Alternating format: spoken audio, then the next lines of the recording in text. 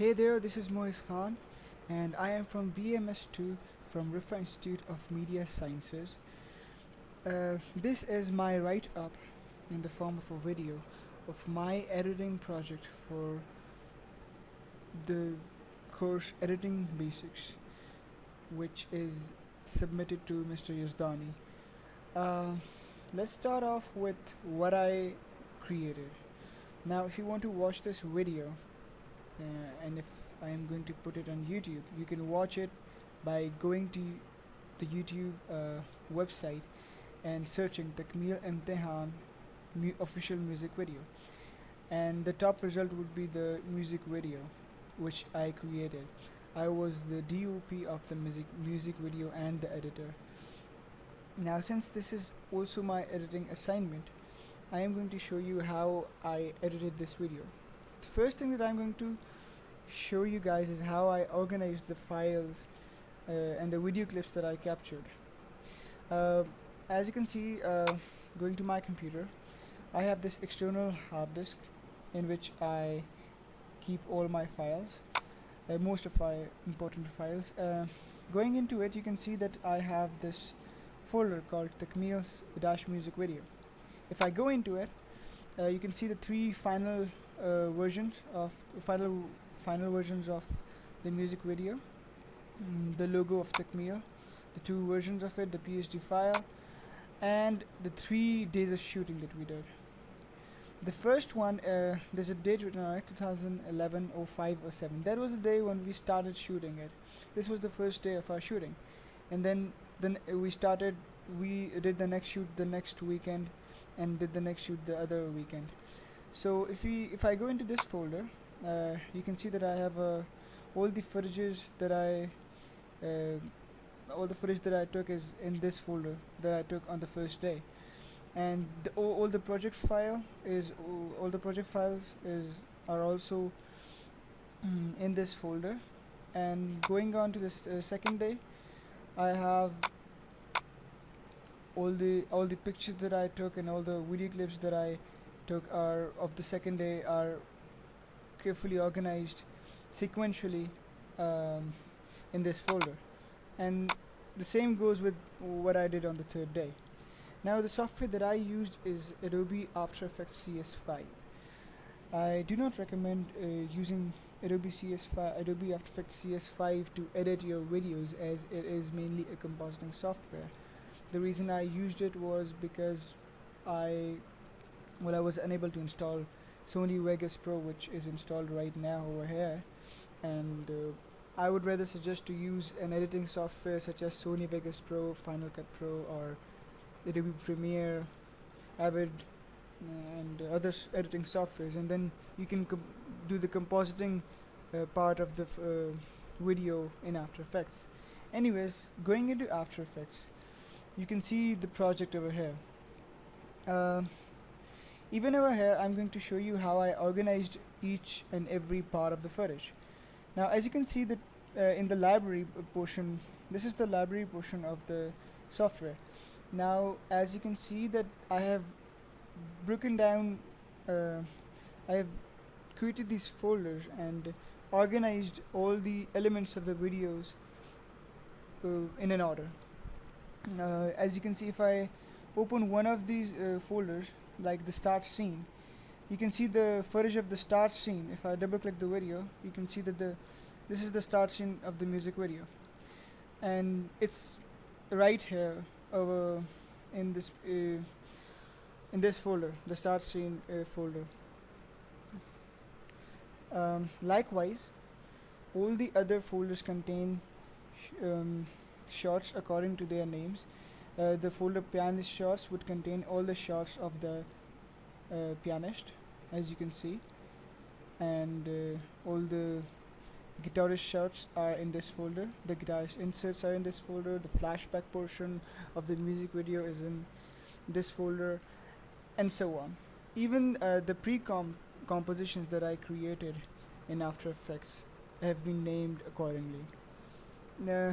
The reason I did it, the reason I organized all of this was because it makes your life easier and as an editor, and really helps you get into the creative part more rather than getting into the fuss of finding the footage.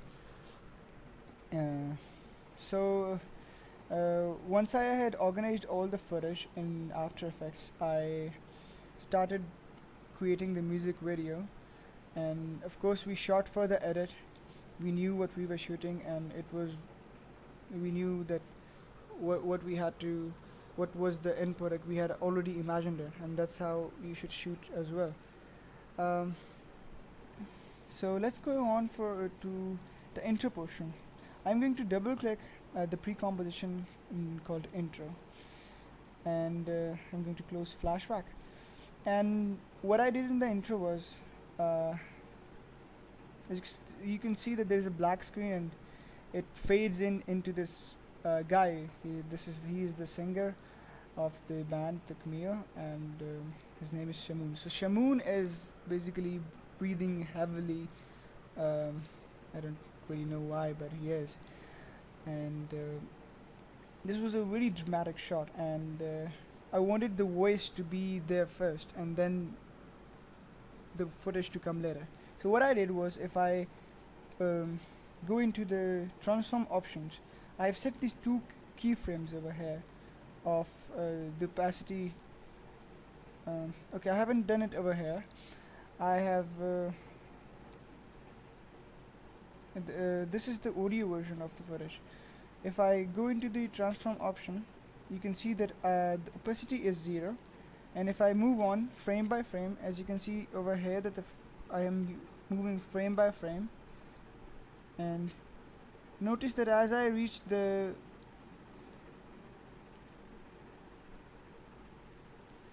when I reach the 23rd frame, it starts to appear. The footage starts to appear gradually. Now what's happening is, I have set these two keyframes. If I zoom in on a little bit, I've set these two keyframes, and the first keyframe has a 0% opacity, the last keyframe has a 100% opacity. If you're aware of keyframes, this is not hard stuff, this is not rocket science, it can be easily done. So that's how I did it. What you must be wondering, what is this audio clip for? I mean, this is a video clip, but I've turned off the video because it's my voiceover of him breathing. So if you can hear him breathing, that's my voice. I wanted it to be really dramatic. I wanted a really powerful shot at the start of the music video. So I wanted a really dramatic voice. Since we did not have an external audio output, we couldn't take it at the time of shooting. So what I did was, when I was in my room, I moved my DSLR closer to my mouth, and I was breathing heavily there. So moving on, now if you move on,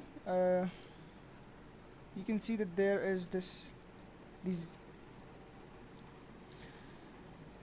4 guitarists. Actually, it's the same guitarist, but I've broken him down into these 4 pieces. Let's go into this composition and see how this is done. What I did was easy. I just put the layers of footage accordingly, and sync them with the audio, and then when this ends, you have this other footage of the guitarist, and as you can see, it's a pretty shaky footage. Now the camera wasn't shaky, so what I did was, I used Wiggle. I used to Wiggle. Now Wiggle is a plugin. It's like more like something that you do in After Effects to add this aftershake on a piece of footage. So what I did was, I added a wiggle on the position of this footage. Another problem, there's this one problem with wiggle that I'm going to show you. If I go into the effects and I turn off the motion tile,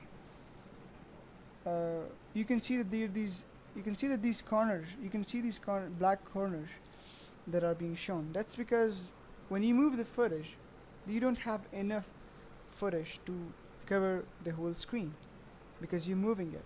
So what I did was I used the plugin Motion Tile, which is available as you install After Effects. And what it does is it mirrors the edges of the footage and creates the illusion that the footage is bigger. So that's how I did. That's how I added this virtual shake in the footage. Even in the next shot, I've added the same shake. Moving on, I'm also going to discuss a plugin called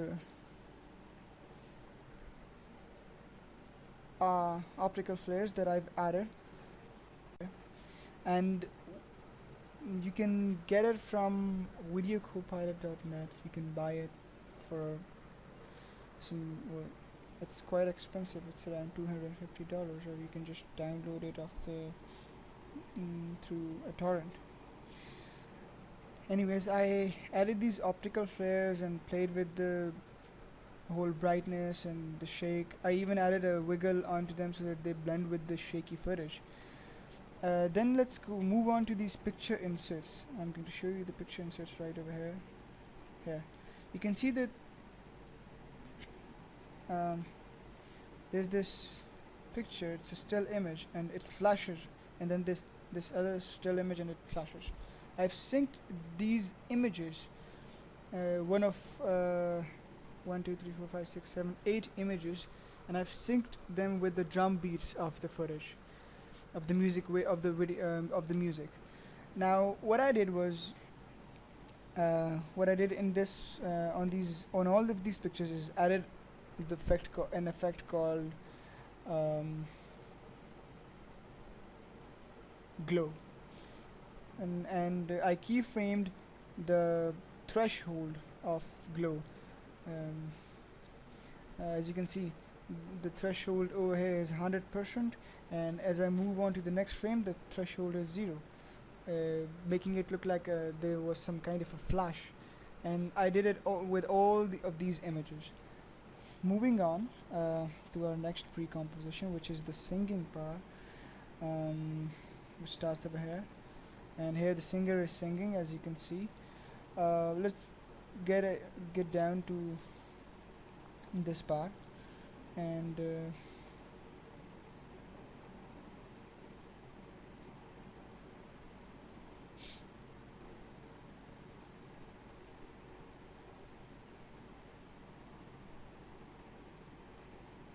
all right.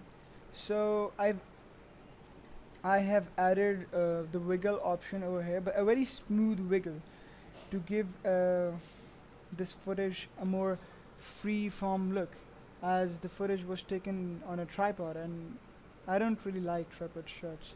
They're too static and very boring, especially for music this powerful.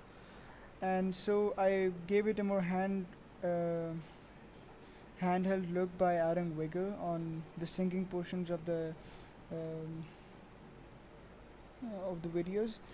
And I've added these pianist inserts. The pianist was a girl, and she's a very talented pianist. And I just added them and synced them with the music. Nothing too special about them. And as we go further, let me see if I've done anything new when Nope, I don't think.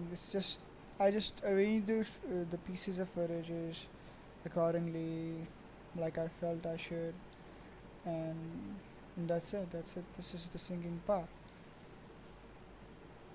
And yeah, I added a very intense wiggle where he said "Kab janega ye sara jahan," where he says these verses really powerfully. So I thought that it really required a lot of power in it. So I added a really intense shake onto the footage, and of course I used motion tile in all of those footages where I used the wiggle function. Moving on, we have the flashback portion. It's the same as all the other compositions. I arranged the footages accordingly.